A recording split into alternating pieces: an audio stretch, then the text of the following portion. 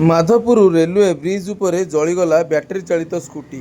जाजपुर जिला सुकिंदा ब्लॉक अंतर्गत Madhopur railway bridge निकट में शुक्रवार अपराह्न समय एक बैटेरी चालित स्कूटी जली संपूर्ण नष्ट हो देखा मिली। चेतक स्कूटी बाजाज कंपानीर बोली जमापड़ी। सूचना मुताबक सुकिंदा गड़र ग्रामर बासिंदा डीलर ज्ञानेन्द्र राउत व्यक्तिगत कार्य लेम्बो जाई फेरुवा समय माधवपुर रेलवे ब्रिज अतिक्रम करुले।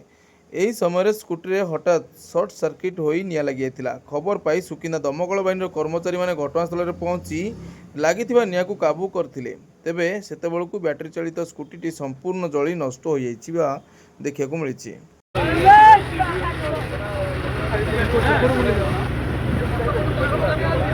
सेपड़ू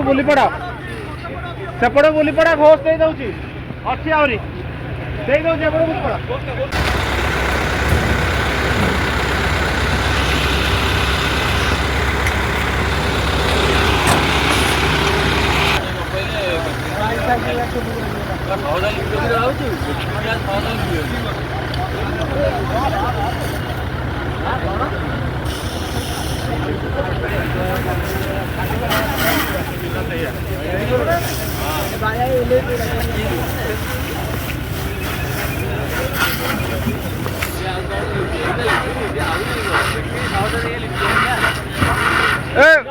फोन मार